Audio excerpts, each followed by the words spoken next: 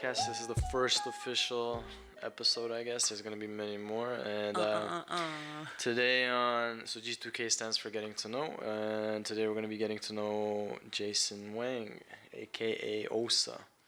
So Jason is from Taiwan and he moved to Toronto a couple of years back, and he started off in the animation industry.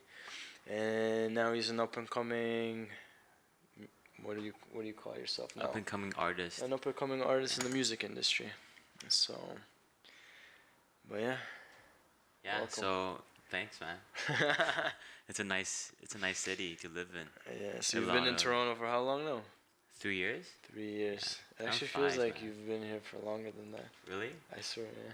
Yo, because we've been through so much shit. I think so, yeah. Holy fuck. So It's been a crazy year. Jason and I met at the animation studio that I work at currently, and but he's one of those guys where very open, outgoing, sat beside me. I introduced myself to him, and we had very similar interests across all boards of like whether it's music, likes, dislikes, art, taste, personality, mindset. And we hit it off. I'm like, yo, this guy's cut from the same cloth that I am. And here we are. Here we are. So Doing continuing our to very first podcast. yeah, it's the first of many. But so yeah. Yeah. So like 3 years ago, I was actually living in Taiwan before I moved there for like 13 years. Mhm. And then I was like studying art, learning animation. I was working in Taiwan for a little bit too. Mhm. And then for some reason, something happened. I decided to like just move to Toronto instead. So when you were younger, you went to an art school, correct? Yeah. Yeah. And then, so when you were growing up in Taiwan, did you always know that you were gonna choose that career path as far as like being an artist? Yeah. Because like my parents were both sculptors, and then So they're sculptors, yeah, like physical sculptures. yeah, like Yes. actual physical sculptures. They sculpt like very very detailed Buddhas, and then they Gotcha. sell it all around the world. That's dope. Yeah. So they were doing that, and then based off of that, so your parents were pushing you to go to an art school, or is that common in Taiwan, or? No, it's not common at all. You know, so like everybody know how the Asian like culture is, right? It's like very like, you know, get a job, be a lawyer, teacher, whatever, and then like pop babies, you know, have a nice family, and then but my parents were pretty hipster, and I was like fortunate enough to have them as my parents. And then so when I found out that they went to the art high school, which was like called Fuxing Sangong in Taiwan, it's a really well known art high school in Taiwan. And then when I found out, I was like, yo, I wanna go to that school too, just to learn like everything, cause like they're famous for having students who like graduate after high school right away and get a job. And then so yeah, that was like one of my goals. And so I did that, and then So right out of high school, you went to college, university there too for art. yeah. But I was studying interior design. So before that, high school I was studying animation, Okay. and then after that I started studying interior design. That was. And then you worked at a couple of animation interesting. studios in Taiwan as well, correct? Yeah. Yeah. So how was that like? Yeah, animation studios were like pretty interesting. Yeah. My very first job, we go to work at 10 Mhm. and leave at 3 a.m. Damn. And then you do that like routine every single day, and then some of my leads like even sleep there too, which is kind of fucked up. That's one of the reasons why I'm in Toronto now. So whoever's listening to this from Taiwan, yo, come Toronto. It's nice here. And that's because I guess they get projects that are outsourced to Taiwan, and then Yeah. they. Because I guess the way the process works for people that don't know is companies go out and they reach out to different studios, and then the studios kind of give them a breakdown of, oh, we'll do this project for you in this set amount of time.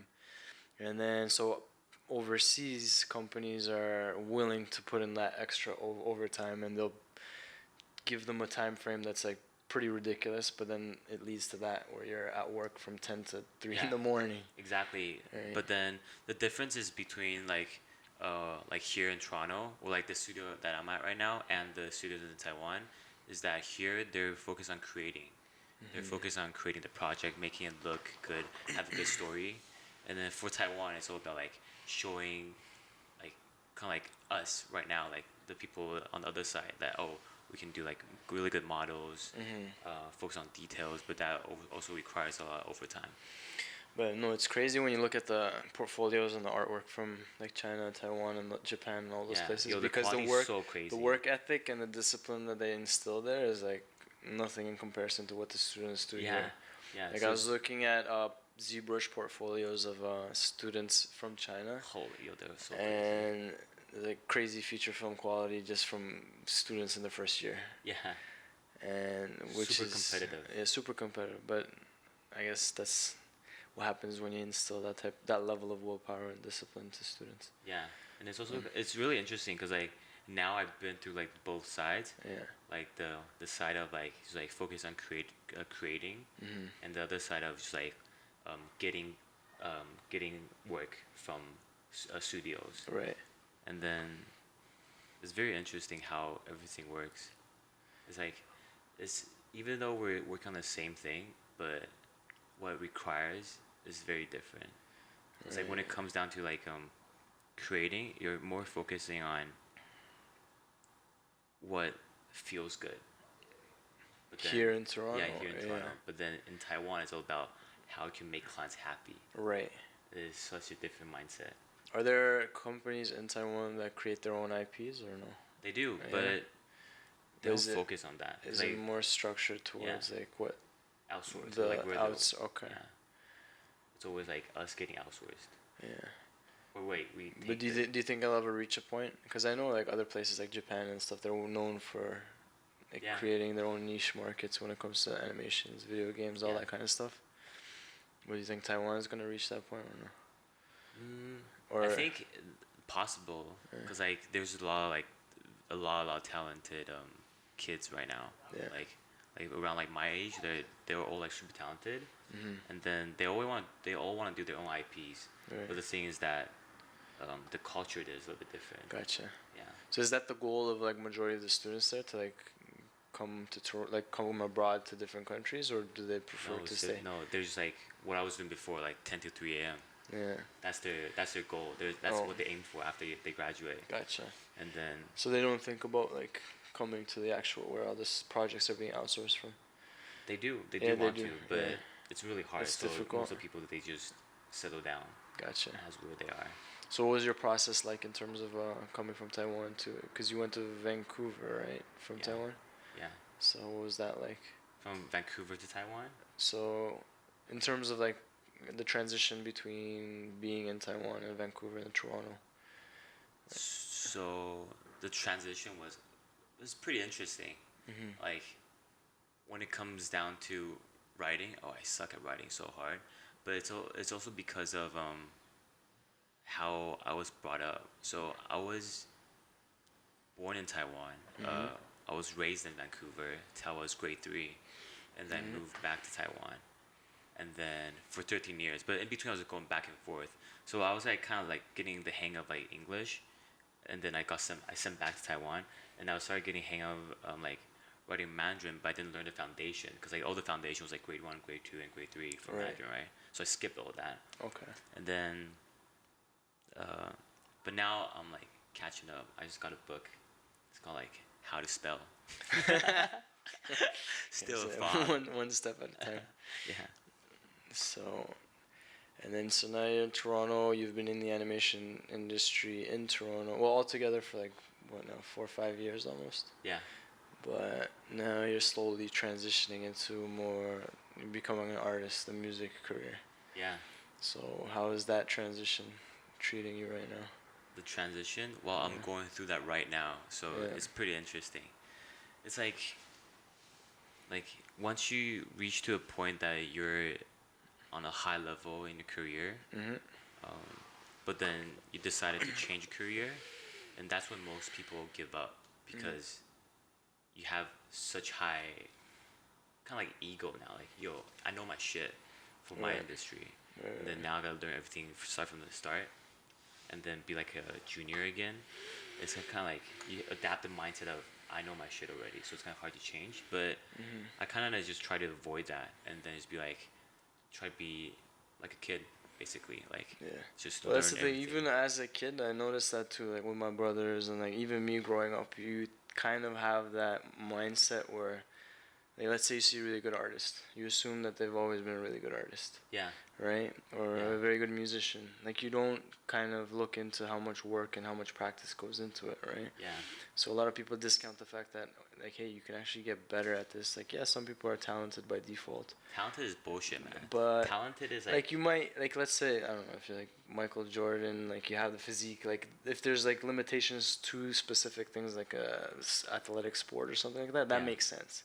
But like, even though like Michael Jackson worked the shit out. No, Michael Jordan. Like I'm not a 7-foot tall like basketball player. Like I can probably do it, but they have an advantage, right? So, but when it comes to skills and like I guess learning techniques and like all that kind of stuff, like if you have the mindset, the willpower, and the discipline, you can pretty much attain anything that you put your mind to, depending on how badly you want it, right? Yeah. And then these days, I'm realizing that more and more people, they're like, I want to do this, I want to do that, but they're not breaking down the steps required in order to reach those goals or whatever it is that they aspire to, their dreams or whatever. Yeah. And but yeah, even in today's society, there's so many distractions and all that kind of stuff, and people are used to instant gratification too. That's the problem too. They want everything really quick. Yeah. But they don't realize, like whether it's with your sculpting skill or your drawing, your artistic skill. Like when people see it on a surface level, some people are quick to discount. They're like, yeah, this guy. Yeah. This guy's like gifted. He's gifted. He's gifted. Yeah. Nothing or even gifted, with music or piano or like your vocals and all that kind of stuff. People are like, oh, yo, Jason's gifted or whatever. And it's like, sure, you can look at it that way, but you don't understand what's happening behind the scenes, like how many hours he's putting in. Like when you go home and watch Netflix and play video games, he's like practicing, he's leveling up his skill, and that's one thing that I guess even younger generations need to understand, that most people, like us, if you have that mindset, and it's literally discipline, like if you choose to focus your attention and your energy on things that matter to you and lead you to follow your true passion in terms of like what you want to do in life, like those little steps accumulate and like it's all the micro goals. Yeah, the micro goals, like daily stuff. Like you wake up, you do something, even if it's like half an hour. Like even if like just something simple as like okay, you want to improve self-development. Okay, get some self-help books. Read half an hour a day. What's half an hour? Yeah. Nothing. So if you do that over a month's time, that's like you'll probably be able to read like at least two books. And that in itself is going to shift your mindset and your perspective in terms of how you perceive reality in itself, right? And that's the thing, like nobody reads, like most people don't read, like in terms of like they're very closed-minded. They're brainwashed by like what they're led to believe from parents or the people around them. Instagram, social media, all that kind of stuff. And of course you're going to be depressed and like you're going to have anxiety because you're looking all around you, all these people, like rich ass people and stuff, but then you don't see the work that they put in. It's like, so that's interesting too. Like, so what you do right now, like even the fact that you're getting into music after thing, like you have to have a specific type of mindset for that, right? Yeah. So what was that process like for you, like in terms of training your mind in that sense? Well, I was just talking about earlier. I was saying that just listen to this man more. Okay. And then you'll be good. Yeah. No, because so yeah, that's another thing too. Like surrounding yourself with like inspirational, motivational people. That's very important, with the same goal-oriented mindsets. But and then like also like developing a habit of doing one thing every single day. Yeah. Like before I decided to do music, I was making an art piece a day because of this guy. He was doing it for like a year. And then almost a year, and then he told me his story, and then I got super inspired. So I was like, "Fuck it, I'm gonna do it too." Right. So then I started doing it, and then I did it for like 265 days straight, nonstop. Like even like Sunday, Saturday, Friday. Like that's pretty crazy. Like when you think about 265 days, like from an outside perspective, if you tell that to someone, make 265 art pieces in a row. Yeah. They're going to be like, fuck that shit. I don't want to do that. Yo, Fridays are always the worst. Always like either like when you go out and then it's like after work is 5, right? And then you go out like maybe for dinner plan and then go partying. So it's like leave at home at 7 or 6. Mm-hmm. You have like 10 minutes to draw. So like Fridays are usually like the shittiest, or like getting like after a long night going out, like taking a bunch of shots, go so ham, and go back home and it's like half drunk, half awake, and trying to make an art piece while passing out on the chair. But that's the practice in of itself, right? So yeah, it was pretty fun. I liked it a lot. So if you guys don't know, there's a guy by the name of Beeple, and I think his real name, I'm not sure what his real name is. I know his last name is Winkleman, but he's like the legend in regards to creating daily art pieces. Yeah. He's been doing it for like 12 years now. 12 years. Every single day. Every How crazy single day. is that? That's fucked up. So while I was working in the industry, I want to say like 2 years in, like I came across a video of his, and he was just talking about how he does his process and how it's just a matter of getting over the fear of doing something to perfection. Yeah. Like it's the daily, like even if it's shit, you get those shit ideas out of the way, you put it to the public, and you become numb to the, I guess, identifying with your art piece and making it your baby, right? Because that's what a lot of people do when they create something. They're like, this is me, I'm portraying it. Like if someone critiques it or whatever, they get affected. Yeah. But that's the whole entire practice of the dailies as well, is like just doing something and not giving a fuck about what anybody thinks. Yeah, exactly. And then once you get past that, like you're not confined to your mental limitations as far as like fearing judgment or fearing, because then it's an ego thing at the end of the day. Yeah. And then you need to experience. So even when I was doing it, same thing. And then the best way to do it too is like a lot of goals and all that kind of stuff is when you tell other people that, oh, I'm going to do this. Like that was another way to reinforce my willpower and discipline. It's like you kind of make these promises to yourself, but through other people as well. And then it's like, then you follow through with it. Yeah. So that's what happened to me in the beginning. As I was telling people, I'm actually going to make dailies. Like I'm going to make a daily piece every day because I was excited about it. And then after a while, your mind kind of comes back at you. It's like, oh shit, I'm going to make a piece of art every day. That's hard. I don't want to do that. And then there were some days, like this, I did 7 days. I was excited. I was hyped. I like created 7 art pieces. By the 8th day, I was like sitting at my computer. I'm like, I don't know what to make. But then it's like, you just open the program. It's like, you let your mind do its thing. And then there will be some days where it's like, oh, what will people think? Like, would people like this? But then you overcome that. You're like, I'm not doing this for people. I'm doing it for the sake of doing. Yeah, exactly. Not about the likes and shit. But that's so it breaks that whole social media aspect of thing where we're doing everything for the sake of people watching you, and you need to disassociate from that. And it's like, and that's how you become legendary at any practice that you do, because like people don't see you, whether it's an athlete waking up at like 4 a.m. and going for runs or whatever. Like you don't see that, but then when they're performing, of course you see that, and then you're like, well, look, this guy's talented, this guy is gifted, and it's like, nah, fuck that, you know. So even with you, like now you're diving into music, and you have that willpower and discipline instilled, and so how's that going for you so far? It's actually pretty interesting. Yeah. So after that habit of doing something every single day, and then I realized that I wanted to do music, and then so I started translating all that energy into making music every day, and then I started setting micro goals. I started setting like a main goal, and then I started setting all my micro goals. I was like, oh, like I want to go into like a professional studio. I want to perform for people.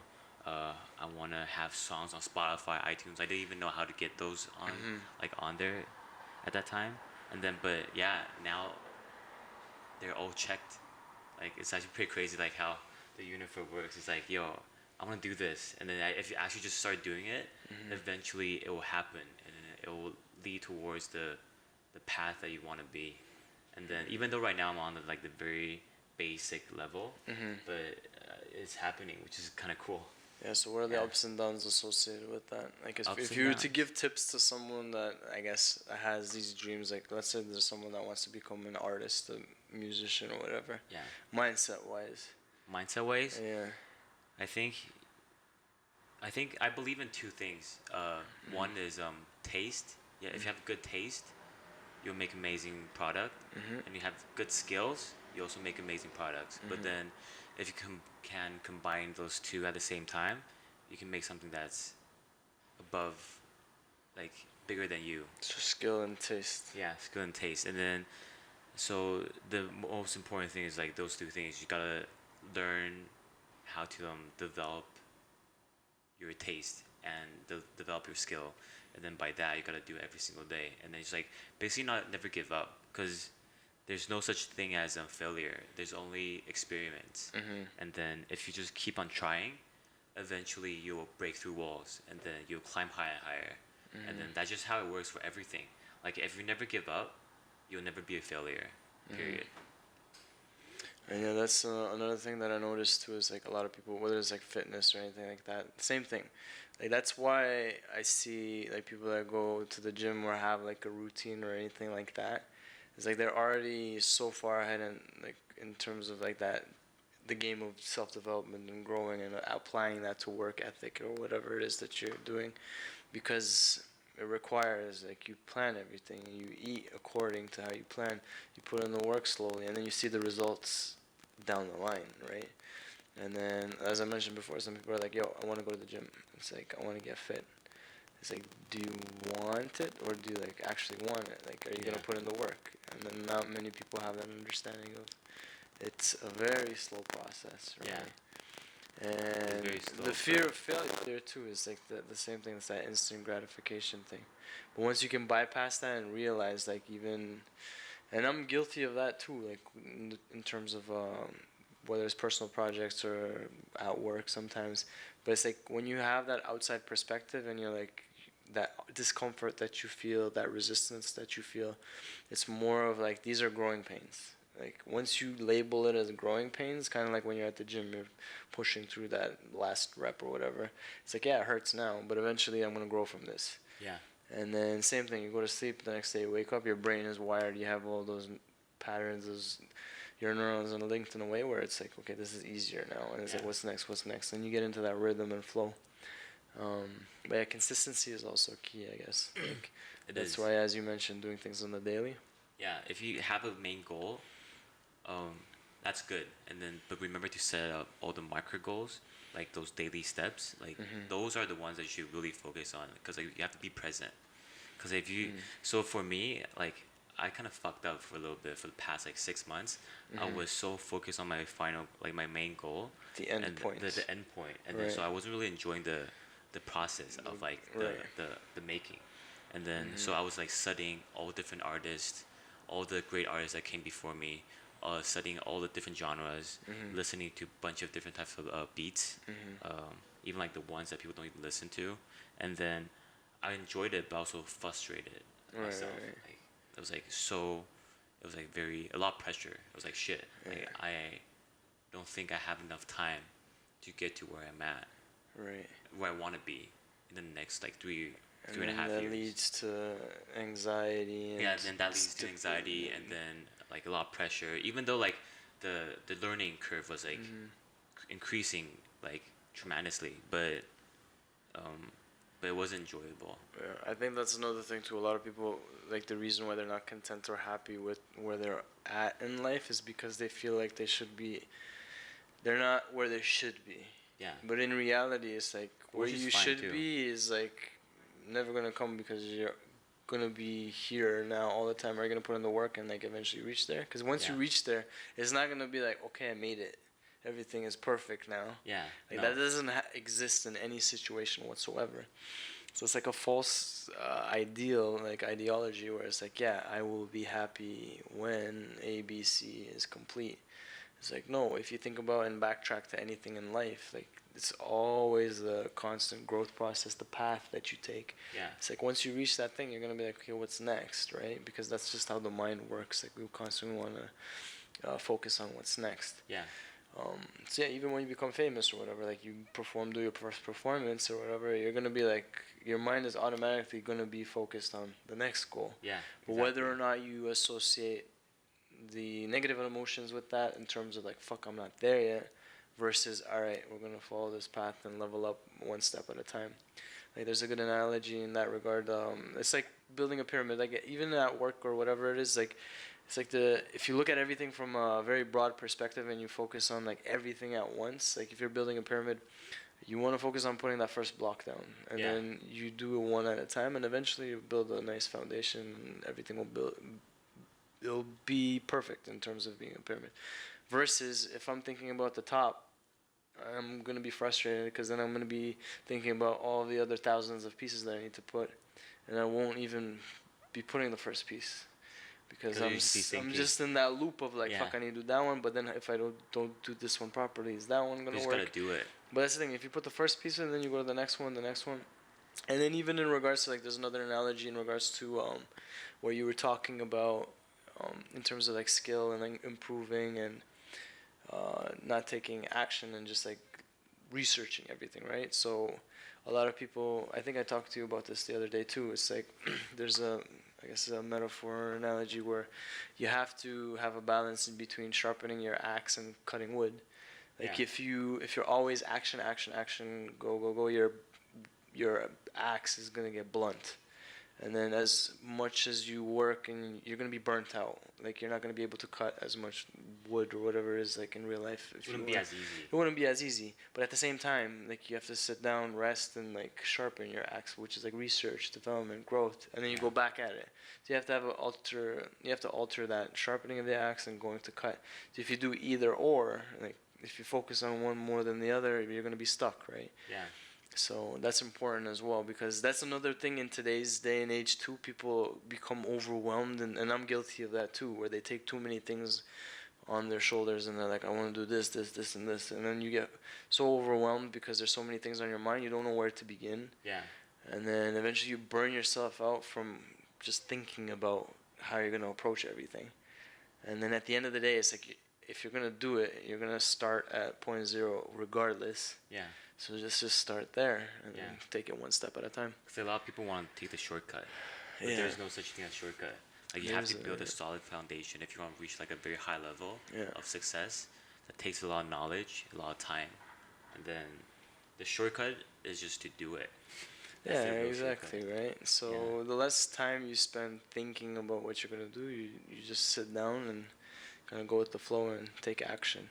Yeah. And that's a common thing that people like require to be told, I guess, and like to be reminded of. Yeah, but sometimes people, like, I'm guilty of this too, like you just go in, sometimes you just overthink things and then you just go into that deep spiral of like, oh fuck, what if, but in reality, what if doesn't even exist? What if doesn't even exist until you just do something about it. Exactly. And then it's time to wake up, people. And that's another thing too, I guess, like and then that boils down to being present and mindfulness and aware, and because like all that energy you have towards like being anxious about the past or like fearful of the future or whatever it is, like, or depressed about the past, fearful, like anxious about the future, like it takes away from you taking those steps in the present moment to reaching whatever it is that you aspire to reach. And everyone's guilty of that, so it's like you need daily maintenance, if anything, and those little, whether it's meditations or breathing or like just being mindful of what you're doing or writing down anything, like just step-by-step guide and like kind of envisioning like, okay, I'm going to do this, then it's like breaking it down, and then it becomes a lot easier. And then you're not mentally drained when you reach the point where you're going to take action. So, but at the same time, it's like we're coming from a place like me and you because we've experienced all this kind of stuff. Some people don't even experience this kind of stuff, and then they're like from the outside and they're like, why don't I have this and this, or why don't I have that. And you realize like as you level up and grow, your priorities and what you want will change as well, right? So that's also very interesting. So even now, like in terms of like what you're pursuing and all that can all shift into another direction, right? Because like 5 years ago or whatever, you wanted to be in an animation studio, or like for me, for example, I wanted to work on feature films. It's like now my trajectory has shifted so much, right? Yeah, same here. I used to want to like build like a animation studio with like a bunch of my buddies. Yeah. So. And then now they're all doing like similar things, but now everything actually makes more sense because like one of my close buddies, like he's a director, and then I turned into music, and then we actually made a music video, and that song's called Late Summer. You can go check it out. On Spotify, iTunes. And it's like iTunes, Spotify, and all that, Nice. all that, all them stores. I'm probably gonna add all of those. It's right here. But yeah, so and then we started shooting together instead, and then he directed one of my music video, and then it turned out crazy. It was like one shot from start to end, and then we started filming from 8 8 p.m. till 6 a.m. Mm-hmm. This was a great long ass time. But yeah, that was it's kind of interesting how like everything falls into places organically, But and then you need to have that mindset though. Like you manifested a thought into existence, which is crazy, right? Yeah. And then when you do that, eventually everything usually falls in place, because like when you take it one step at a time, you're going to be looking out for those opportunities to arise, and you're going to be prepared for those opportunities. Yeah. And I think that's the same too. Like luck is like what opportunity meets preparedness, right? Yeah. And that's when you get lucky. Like there's situations that arise, and like, oh shit, I'm so lucky that I got this job. Yeah, it's but like, it's actually not luck. It's like, no, you were in a situation where you were actually ready and prepared, and you hopped on that opportunity. Yeah, exactly. So you can say you got lucky, but there might be. And then there's also like people that works really hard. Yeah. And been always seeking for opportunities, but they don't. Right. But it's not because opportunity wasn't there. It was always there, but sometimes you just gotta see it. Yeah. So like, opportunities are like everywhere, but you just gotta sometimes, even though it might be negative, but yeah, you just have to like turn it to positive. But yeah, so this is gonna be one of the many podcasts that we have. Shit. This one has more of a, I don't know, probably like an hour. Really? Bit, Yo, I might have to cut it short. Might be, I cut it, but fuck it, yo, y'all just gonna watch the whole thing.